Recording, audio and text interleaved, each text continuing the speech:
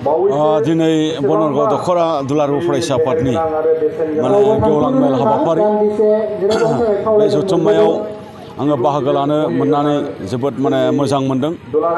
जि बनरगावआ जे बर' हारिनि सोमावसारनायनि बेबो मोनसे मैखोम जायगा आरो बर' हारिखौ गेरेमसा हारि दाफुंनांगौनि थाखाय हाबा मावनायाव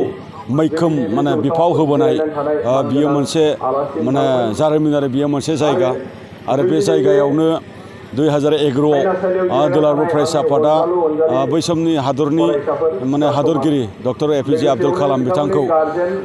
एबसुनि कनफारेन्सआव जोङो लाबोनो मोनदोंमोन आरो बे एखे फोथारावनो दिनै दखरा आफादा दिनै जथुम्मा खुंदों, दिनै गेवलां मेल आरो बे गेवलां मेलनि गेजेरजों जों दुलाराय फरायसा आफादा बेखौनो जोंनि फरायसा आरो रायजो राजाफोरजों जोङो सावरायदों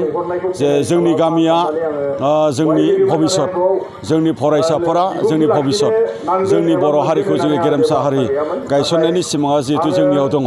जोंनि फरायसाफोरखौ जोङो बोरै सुबुं सम्पद हिसाबै जोङो गायसननो हायो, बोरै सुस्थ' देहा हिसाबै जोङो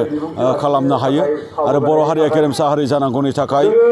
सोलोंथाइ, गेलेनाय, हारिमु बा राव थुनलाइ बेखौबो गोबानानै जोङो बोरै दावखोलांनो हायो बे बाथ्राफोरखौ जोङो दिनै बेवहाय सावरायदों आरो जोंनि गामिया जिहेतु जोंनि भबिष्यत, जोंनि गामिनि जेनाखि भबिष्यत,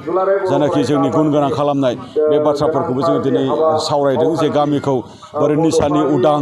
खालामनो हायो, उन्दै बैसोआव हाबा जानाय उदां बोरै खालामनो हायो,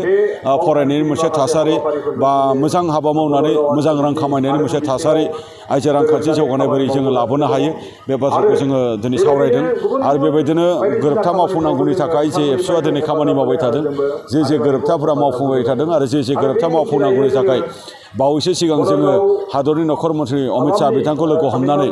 हादराव 125 कनस्टिटिउसनेल आमेन्डमेन्ट लाबोनानै बिटिआर 280 आर्टिकेलनि गेजेरजों डाइरेक्ट फान्डिं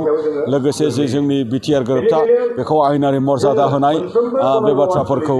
जोङो बेवहाय फोरमायदों आरो कार्बि आंलंनि हाजोआरि एसटि बानायनाय बर'फोरखौ बे बाथ्राफोरखौ रायलायदों जोङो। दा बिदिनो फैबाय थानाय समाव जिखिनि जे खामानिफोरखौ जोङो मावोब्ला बर' हारिया गेरेमसा हारि जागोन बे बाथ्राफोरखौ जोङो गुवारै सावरायनाय जायो। गोजोन्थों।